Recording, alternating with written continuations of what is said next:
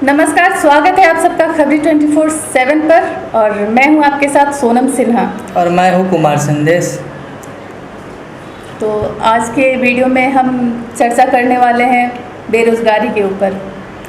बिहार ही नहीं, पूरे भारत में बेरोज़गारी किस कदर बढ़ती जा रही है, जी बिल्कुल, इसके ऊपर हम लोग बातचीत करेंगे। बिल्कुल। आपके क्या विचार हैं संदेश जी इस पर?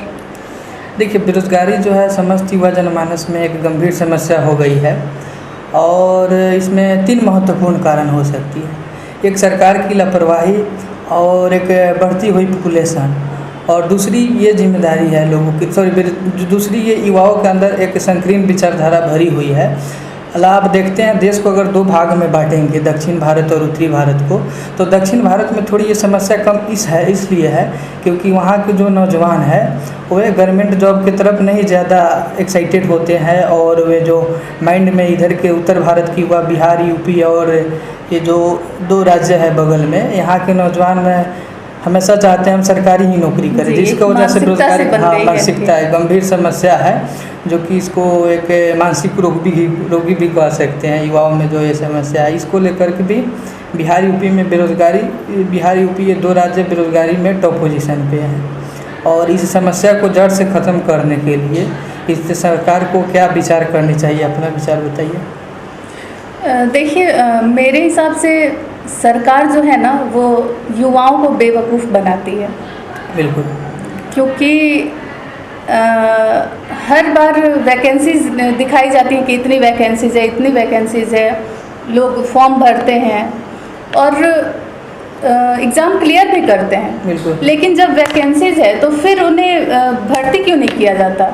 रिज़ल्ट क्लियर करने के बाद अभी टीचर्स को आप देख लीजिए, इतने सारे टीचर्स हैं जो अपना एग्ज़ाम क्लियर करके और बेरोज़गार बैठे हुए हैं, और जबकि पता चलता है कि बिहार में शिक्षकों की भारी कमी है, मतलब बहुत ही वैकेंसीज है। डॉक्टर्स की बहुत सारी पोस्ट खाली पड़ी हैं। डिपार्टमेंट है बिहार सरकार के पास।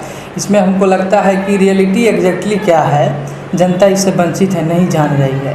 अब ये सच्चाई सरकार को ही पता है और ईश्वर को ही पता होगी रियलिटी क्या है। 47 डिपार्टमेंट गवर्नमेंट के पास है, और सारे डिपार्टमेंट को आप निकाल कर सबका डाटा देखते हैं तो लगभग बहुत सारे ऐसे डिपार्टमेंट है जिसमें 60% वैकेंसी है, कहीं कहीं 50% है, 30% है। लेकिन पता ना सरकार की क्या विडम्बना है कि उसको भरने में असमर्थ है। या सरकार को नपुंसकता भी कह सकती है आप, या सरकार को बहुत बड़ी कमजोरी भी है, या हो सकती है कि सरकार कहीं हिटलरशाही कर रही है। क्या कारण है? कमजोरी तो नहीं, मेरे हिसाब से ये मैंने पहले भी बोला कि ये बेवकूफ़ बनाने का काम किया जाता है, क्योंकि हर साल वैकेंसी आती हैं और लोग फॉर्म भरते हैं, लाखों लोग फॉर्म भरते हैं, और इससे सरकार का जो रेवेन्यू जनरेट होता है करोड़ों का जनरेट होता है। बिल्कुल। और आप क्या उम्मीद कर सकते हैं अगर सरकार जो गवर्नमेंट की डिपार्टमेंट है उसमें ही नौकरी नहीं दे रही है वैकेंसी रहते हुए, तो इंडस्ट्रीज लगाने की लोग बात करते हैं। बिहार के पॉलिटिकल लोग हैं या देश के अन्य बड़े बड़े राजनेता लोग लंबी लंबी जो बात करते हैं चुनाव के टाइम में, बड़ी बड़ी रैलियाँ करते हैं, करोड़ों की भीड़ में ये बात आश्वासन लोग को देते हैं। जो अपनी डिपार्टमेंट को नहीं भर पा रहे हैं वो एक न्यू इंफ्रास्ट्रक्चर लगाकर, इंडस्ट्रीज लगाकर क्या युवा को नौकरी दे पाएंगे? देश को आज़ाद हुए लगभग कितने वर्ष हो गए आप बताएं हमको? लगभग 73-74 वर्ष हुए लगभग मान लेते हैं। 74 वर्षों में सरकार इतनी भी कामयाबी नहीं कर पाई कि युवा को नौकरी दे। 100% मानते हैं बेरोजगारी नहीं दूर हो सकती है। आप उसमें तो एक पास मार्क भी तोला है। आपके घर में आपके कितने भाई बहन हैं? 4 भाई बहन। 4 भाई बहन हैं, सभी कोई सेटेड है? बिल्कुल नहीं। कितने लोग बेरोजगार हैं? 4 भाई बहन। मेरी एक तो बहन मैरिड है और भैया मेरे प्राइवेट जॉब में है। प्राइवेट जॉब में है, वो भी वहाँ पर संतुष्ट नहीं होंगे। जो उनकी क्वालिफिकेशन है, क्वालिटी है, उसके अनुसार से वो जॉब नहीं मिली है। एक और समस्या है यहाँ पर, नौकरी मिल भी जाती है ना युवाओं को तो संतोषजनक नौकरी नहीं मिलती। मुझे लगता है यहाँ रोजगार के अवसर भी बहुत कम है, क्योंकि अगर आप बताइए, अगर रोजगार यहाँ उपलब्ध होता तो लोग बिहार से बाहर क्यों पलायन करते? वही तो बात है। तो कुल मिलाकर ये सरकार की ही नपुंसकता है। आपके पास धरती बहुत है, संसाधन बहुत है, कमाने का जरिया बहुत है, टूरिस्ट प्लेस भी आपके पास दुनिया के और कई देशों से ज़्यादा है, फिर भी आप क्यों नहीं सफिशिएंट हो पा रहे हैं? इसका मतलब आप जनता को लूट रहे हैं। बिल्कुल लूट रहे हैं। एक और समस्या है देश में अपने, ये लंबे समय से भारत जो है ना, दुनिया के सारे देशों में प्राचीन देश है। एक बात अपने दिमाग में बैठा लीजिए, जिसका जन्म तिथि होता है उसी का मरण तिथि भी होता है। अपने भारत का जन्म तिथि नहीं है। ये देश पैदा कब हुआ है कोई नहीं जानता है। पाकिस्तान का जन्म तिथि है, अमेरिका का है, दुनिया के सारे देश का है, लेकिन भारत का नहीं है। तो इसका मतलब इस बात का सबसे बड़ा एविडेंस है कि जनजीवन की शुरुआत यहीं से हुआ है, अपने देश से। सबसे प्राचीन देश है तो यहीं से न जीवन जीने का शुरुआत हुआ होगा जी। यहीं पर न मनुष्य सबसे पहले आए होंगे। जी बिल्कुल। हाँ, तो प्रकृति की शुरुआत यहीं से हुआ है। लेकिन ऐसे देश में पूरी संसाधन रहते हुए जहाँ जीवन यापन करने का चेतना सबसे पहले आती है, वहाँ की युवा बेरोजगार हो, तो इस पे आप क्या कहिए? जी, ये बिल्कुल दुर्भाग्यपूर्ण बात है हमारे लिए। मैं खुद एक गवर्नमेंट जॉब की एस्पायरेंट रही हूँ। मैंने कई साल प्रिपरेशन किया है, लेकिन यहाँ अभी तक स्ट्रगल में है? बिल्कुल, अभी भी स्ट्रगल कर रही हूँ मैं। तो क्या करें हम लोग, ये बताइए। मैं भी बेरोजगार हूँ, मैं केमिस्ट्री में ग्रेजुएट हूँ पटना यूनिवर्सिटी अगर मुझे पता होता तो मैं यहाँ बेरोजगार नहीं बैठी होती। तो आप ही कुछ बताइए, जो कि हम लोग ये बेरोजगारी से और इतनी बड़ी ये जो डिप्रेशन के शिकार हम लोग हो रहे हैं। जी बिल्कुल। कहीं ना कहीं इसमें शिक्षा व्यवस्था की भी हम कहें कि बिल्कुल ढीला है शिक्षा व्यवस्था।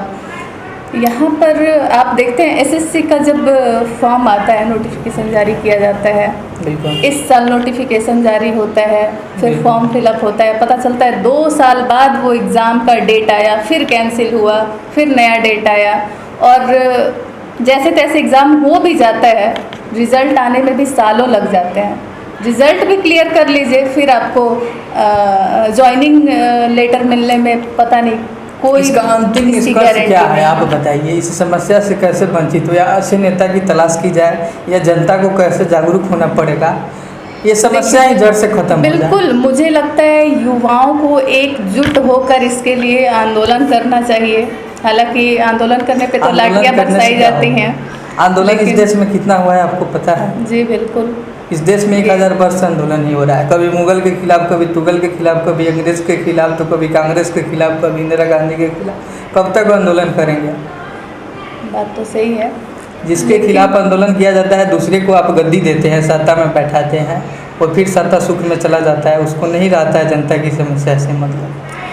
इसका उपाय हमारे पास तो नहीं है, ये निश्चित तौर पर सरकार के पास ही इसका उपाय है। हमारी समस्याओं का समाधान सरकार के पास ही है। तो इसको दुर्भाग्य समझ के हम लोग बिल्कुल दुर्भाग्य ही है हमारे लिए।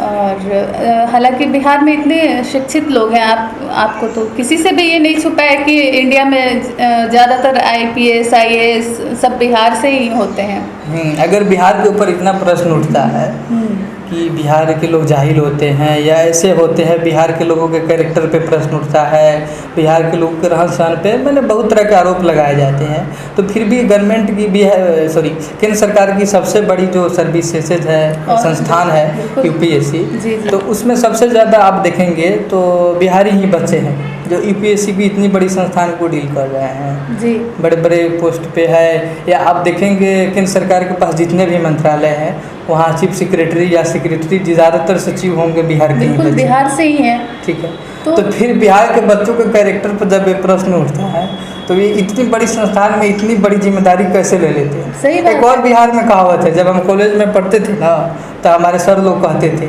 कि बिहार के बच्चे का दिल टूटता है ना, तो वे सुसाइड नहीं, वो UPSC ही कर लेते हैं। आप कुछ करिए। बिल्कुल सहमत हूँ मैं इससे। तो मतलब उनके अंदर इतना पोटेंशियल है, वो लोग बिल्कुल। कर पाते हैं, लेकिन फिर भी उनके ऊपर जो लोग हंसते हैं, मुझे लगता है वो बेवकूफ़ हैं जो इस तरह की बातें करते हैं। अगर वे लोग बिहार को नहीं जानते हैं तो इस बात को समझे। चंद्रगुप्त मौर्य एक ऐसा ही बालक था, उसको अनाथ ही कह सकते थे, उनकी एक माँ थी, लेकिन वह बच्चा उसको वह चाणक्य की मदद से कहा जाए, किसी की, आचार्य चाणक्य, चंद्रगुप्त एक असहाय बालक जिसका माँ के अलावा कोई नहीं था इस दुनिया में। वैसे वंचित लोगों को ऐसे देश में, अपने बिहार में इतिहास रहा है, वैसे लोगों ने सत्ता को संभाला है, राजा बना है। तो बिहार के लोगों पे बिहार का इतिहास जब हम पढ़ते हैं, सुनते हैं, तो गर्व होता है कि हम एक बिहारी हैं। बिल्कुल। तो कहीं ना कहीं लग रहा है कि वर्तमान की जो डेमोक्रेटिक सिस्टम है, लोकतांत्रिक यहाँ पे जो विधि व्यवस्था है, उसको लेकर नहीं लगता है बेरोजगारी है। जी बिल्कुल, इसके कई सारे कारण हो सकते हैं। खैर, कारण क्या है हमें इससे मतलब नहीं है, हमें इसका समाधान चाहिए। आखिर कब तक हम ये चीज़ झेलते रहेंगे, सवाल ये है। बस ईश्वर पर छोड़ दीजिए, भगवान से यही अब मांगेंगे। ईश्वर तो हमारे लिए जॉब लेके नहीं आएंगे ना। तो फिर आप कर क्या सकते हैं? हम सरकार से गुजारिश कर सकते हैं, और क्या कर सकते हैं। और सारे युवाओं आपकी क्वालिफिकेशन कितनी है? मेरी ग्रेजुएशन। आप ग्रेजुएट है किस सब्जेक्ट से? Commerce accounts. आप कॉमर्स अकाउंट से ग्रेजुएट है, आपकी डायनामिक पर्सनालिटी है, एक्सपीरियंस भी है, काम भी की होगी बहुत जगह। आपको जो आपके पास क्वालिटी है उसके अनुसार से जॉब मिल पाती है अभी, या मिल जाएगी? आप प्राइवेट जॉब भी ढूंढेंगे तो जिस तरह से अभी माहौल चल रहा है, मेरी तो उम्मीद बिल्कुल भी नहीं है, लेकिन फिर भी क्या कर सकते हैं, स्ट्रगल कर सकते हैं हम लोग। तो और देखते हैं कब तक। बस स्ट्रगल कीजिए, ईश्वर पे भरोसा कीजिए। ईश्वर तो इसमें कहीं कुछ करने वाले नहीं है। जो करना है हमारे बिहार सरकार को करना है, और यहाँ के युवाओं को करना होगा, क्योंकि वैकेंसीज बहुत सारी हैं, लेकिन फिर भी आखिर क्यों सिर्फ लूटने का काम किया जा रहा है। वैकेंसीज के नाम पे फॉर्म आप लोग हर साल फिल करवाते हैं, और हमारे ही पैसे लेकर और हमें बेवकूफ़ बनाते रहते हैं। एक और बात है मैडम, एक बात बताएं, जी बिहार में 243 विधानसभा सीट है जी। 233 अभी विधायक होंगे बिहार में, होंगे जी जी 40 लोकसभा सीट है, 40 सांसद होंगे, जी। और सारी जो लोकतांत्रिक के पोस्ट है यहाँ पे सारे लोग उससे जुड़े होंगे। और 243 नेताओं के फैमिली का आप लिस्ट निकालेंगे, उसके जितने भी फैमिली मेंबर होंगे उसमें कोई बेरोजगार नहीं होगा, ये मेरा दावा है। आपको इसमें क्या लगता है? अब पता नहीं, मैंने तो इस पर कोई सर्वे नहीं, मैं पूरे कॉन्फिडेंस। जी बिल्कुल। तो जी बिल्कुल, मैं सहमत हूँ आपकी बातों से, क्योंकि सत्ता ही जब उनके हाथ में है तो कैसे उनके घर वाले बेरोजगार रह सकते हैं। यहाँ तो आपको पता ही है करप्शन किस लेवल पर है। तो फिर डेमोक्रेटिक कंट्री कहते हैं, लोकतंत्र की परिभाषा वही हुई बिल्कुल कि जो नहीं। सिस्टम के अंदर है नौकरी उसी के बच्चे को मिलेंगे। मैं राजा हूँ तो ऐसा तो नहीं है कि मेरा बेटा राजा होगा या मेरा भाई राजा होगा, जो हकदार होगा वही राजा होगा। जी बिल्कुल। तो फिर ये गलत नहीं है? बिल्कुल गलत है, ये बंद होना चाहिए। तो फिर इस समस्या को जड़ से ख़त्म आप कैसे कर सकती है? अगर एक बहुत बड़ी प्रश्न है जो मेरे दिमाग को हमेशा कचोटती है, जी। ये जितने भी नेता लोग हैं, विधायक सांसद लोग, बेरोजगार को बेरोजगारी भत्ता नहीं मिल रही है। हालांकि बिहार सरकार 1000 रुपये पर मंथ देती है, जो कि बहुत सारे बेरोजगार बच्चे हैं। कितने लोगों को मिलती है, आपको क्या लगता है? हाँ, वही मैं बात कर रहा हूँ, मैं वहीं आ रहा हूँ जो आप सोच रही है वहीं आ रहा हूँ।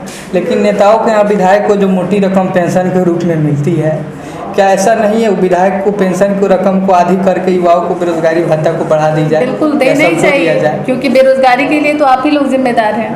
तो फिर तो क्या करना चाहिए राजनीति? ऐसा करते हैं, 243 विधायक को हम लोग पत्र लिखते हैं कभी 24/7 के ऑफिस से, उसके बाद में हम लोग बिहार सरकार को भी एक पत्र लिखते हैं। 243 को छोड़ दीजिए, हमारे जो स्थानीय हैं उनके पास ही आप लिख लीजिए और देखिए क्या होता है, क्या रिस्पॉन्स आता है। ठीक है, ये आपका अगर सुझाव है तो इसको हम करते हैं, ये लोग भी करके देख लेते हैं। यहाँ जो बेसिक नीड की जो चीज़ें हैं, जो किस तरह से लोग समस्याओं से जूझ रहे हैं, इस पर तो कोई ध्यान ही नहीं है विधायक सांसद का। तो आपको क्या लगता है वो लोग हमारे जैसे युवा वर्ग के लोगों को मतलब समझेंगे? बेरोजगारी के बिना तो फिर भी चल रहा है, जैसे तैसे चल रहा है हमारा, लेकिन जो मूलभूत आवश्यकताएं हैं वो भी यहाँ सही ढंग से मतलब लोगों को मुहैया नहीं कराया जाता है। बेरोजगारी पे बात करना इसलिए महत्वपूर्ण है, मूलभूत आवश्यकताएं को छोड़कर। मूलभूत आवश्यकताएं की आप बात कर रही है तो उसमें सारे लोग आ रहे हैं, उसमें 40+ भी है, जो गार्जियन है वे सारे लोग भी आ रहे हैं। तो ये परिवार की आवश्यकताएं हैं जो कि किस तरह से पूरी हो जाती है। लेकिन युवा जनमानस जो है वो एक भविष्य है देश के, इस राष्ट्र की, जो कि एक राष्ट्रीय चरित्र को बनाने में उनकी भूमिका होती है युवाओं को। इसलिए अगर गंभीरता से सरकार को कुछ करना चाहिए तो प्राथमिकता यही होना चाहिए कि युवाओं के लिए कुछ करें। जी बिल्कुल, ये बात तो जो लोग सत्ता में बैठे हुए हैं उन्हें सोचना चाहिए कि लाइफ टाइम वो लोग तो रहने वाले हैं नहीं। और इस बात से आपको ये भी सहमत होना होगा, जिस दिन युवाओं की समस्या दूर हो जाएगी उस दिन सारे लोगों की मूलभूत समस्या जो जी, है बिल्कुल। वो भी दूर हो जाएगी। क्योंकि मैं अपने घर का युवा हूँ, बड़ा लड़का हूँ, अगर मैं बेरोज़गार हूँ, आज मैं नौकरी में चला जाऊँ और मैं पैसा कमाने लगूँ, तो अपने परिवार की सारी ज़रूरत को पूरी कर सकता जी हूँ। बिल्कुल। तो इसका मतलब अगर युवाओं की समस्या को आप समाधान करेंगे तो मूलभूत सुविधाएं भी लोगों की पूर्ण हो जाएगी। धन्यवाद। जी बिल्कुल। तो खैर संदेश जी, हम लोग चर्चा कर रहे थे बेरोज़गारी के बिल्कुल। ऊपर। कुल मिलाकर निष्कर्ष तो कुछ निकल नहीं पाया। हम लोग सिर्फ हाथ जोड़कर सरकार से गुहार ही कर सकते हैं कि बिल्कुल। हमारे जैसे लाखों युवा ऐसे ही बेरोज़गार पड़े हुए हैं। लाखों नहीं करोड़ों बोल सकती। जी बिल्कुल, अगर पूरे भारत की बात करें तो करोड़ों युवा बेरोज़गार हैं। बिल्कुल। हालांकि रोज़गार उन्हें मिलना चाहिए, क्योंकि कहीं ना कहीं इससे देश का भी अपमान होता है जब बाहर से लोग आते हैं और इतनी बेरोज़गारी नज़र आती है, तो शर्मनाक है ये बिल्कुल भारत सही। के लिए। तो बस इसी के साथ गुजारिश है हमारी सरकार से और युवाओं से। हम यही कहेंगे कि आप लोग एकजुट होकर, और इस पर हमें, आपको क्या लगता है, बात करनी चाहिए। एकजुट होकर अपने संघर्ष को जारी रखें नौजवान। संघर्ष तो कर ही रहे हैं, और लेकिन उम्मीद भी इस रखें। संघर्ष का जल्द से जल्द परिणाम हमें मिले। बस इसी के साथ धन्यवाद।